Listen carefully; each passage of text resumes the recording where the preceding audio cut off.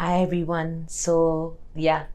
I'm personally trying to be happier and healthier by Christmas 2020. And I've been doing a lot of reflections on how that could happen.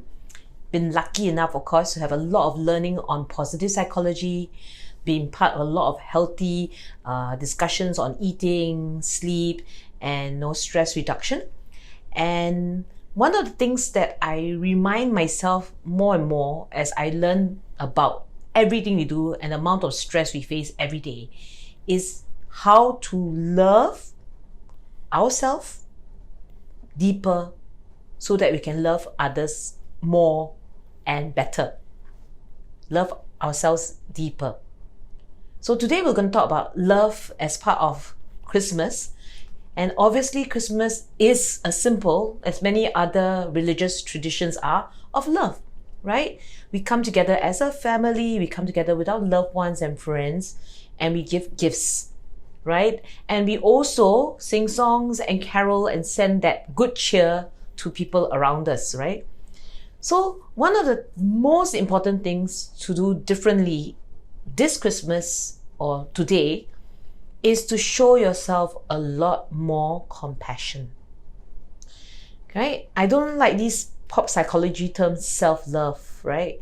Compassion is a very different act from just loving yourself blindly.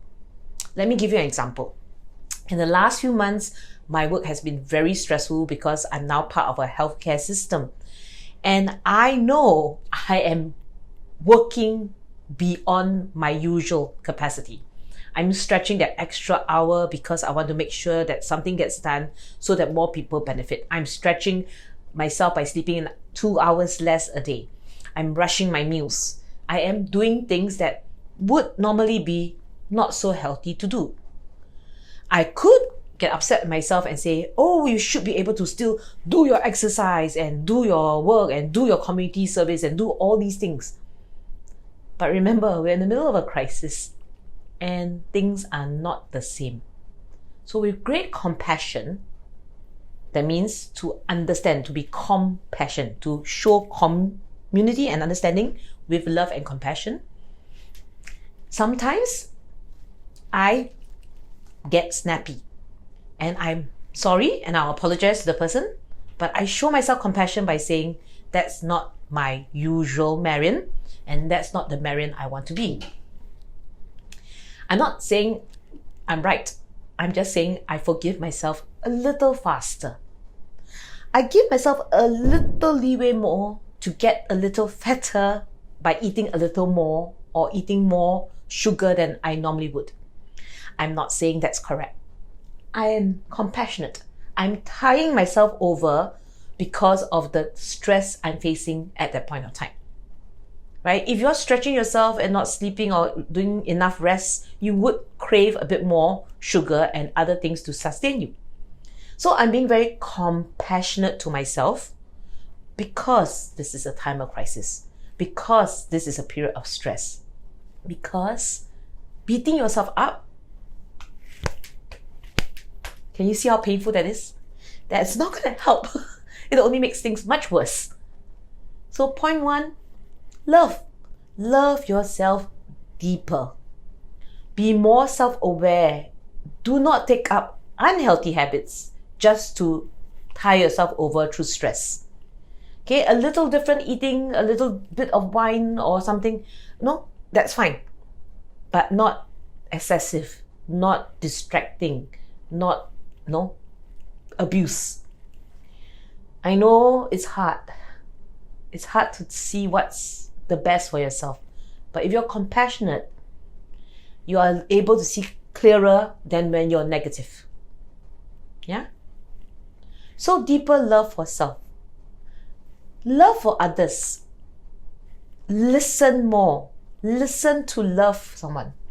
Your act of listening is an act of love, especially at this time. When I was trained as a counselor, I had to go for counseling sessions myself.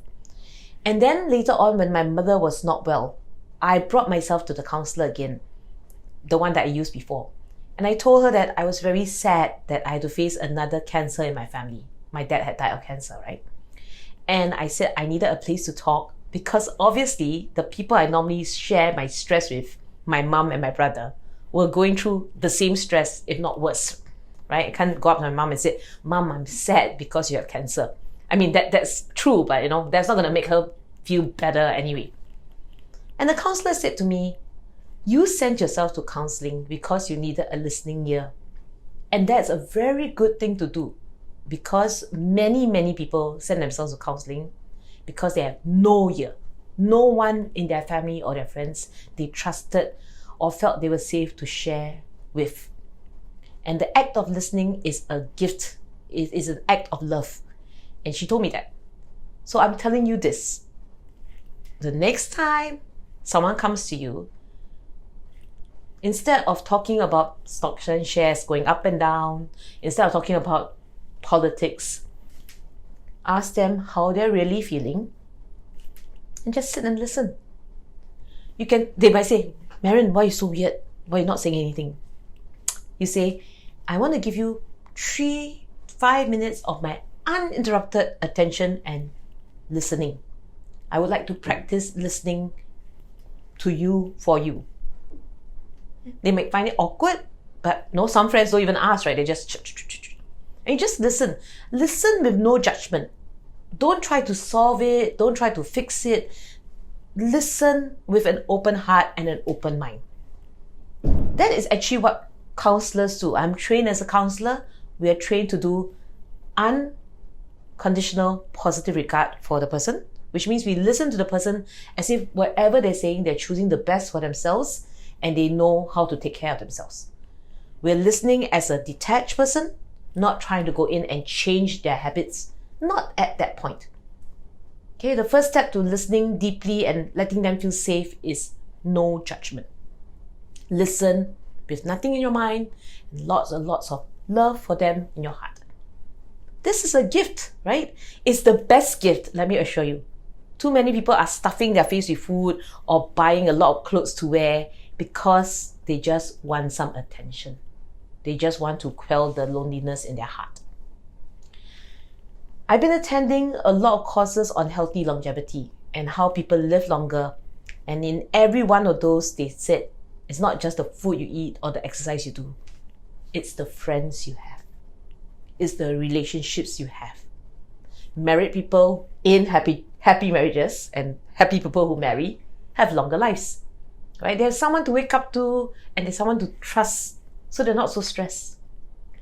When a spouse dies, most older women who have religious or affiliations or community affiliations live longer. They're single older women, but when their husband goes, they still have a lot of connections and they're still very happy and live long lives. In Okinawa, female centurions are normal or very often seen because many of them have friendship circles that they continued from the time they're young to the time they're in their 90s. And one of the quotes one lady said was, she wake up in the morning and the first thing she do, she's 94, right? The first thing she do when she wake up is to turn and look at her neighbor's house and to see whether her neighbor, who's from her friendship circle, is awake and to see whether she's okay. When you have friendships that are so deep, there's so much support. And that support makes you less stressed. You eat in community, so you don't eat too much. You eat and hopefully eat healthy together. And that is a community of health and growth. So offer love by offering yourself as a friend. Finally, love deeper to love others better or more. How do we love the people who irritate the hell out of us? Or people you don't know, right? Loving kindness practice, right? Loving kindness practice. I will send you a link. But the point is, remember that everyone's action, there's a bigger context to why they're doing something. Just like the story of how a man may have cut you on the road in a rush to get to his wife to the hospital, there's bigger context. So don't see an act in isolation. Take some time and just to send peaceful vibes, if not loving vibes, to that person. You don't have to agree with them. You don't have to go near them. When I'm irritated with someone, I don't talk to them first. I get to a very, very peaceful state, and then I just send them a lot of peace. And every time I see them, if I'm still irritable, I send myself a lot of peace. Because I want to be at a place where I feel calm, neutral, accepting before I speak to them, right? And if it's a workplace situation and you have to speak, then same. Breathe deeply, love yourself deeply, then speak. Because if you feel safe, you're not going to snap at that person. Like any other animal in the animal kingdom, we only snap at people or things when we feel threatened. But if you feel so happy, so at peace, so in love with the world and yourself, nothing's going to faze you. So I bless you with these little stories that I shared to be less lonely at Christmas and to promote people's happiness by listening as an act of kindness.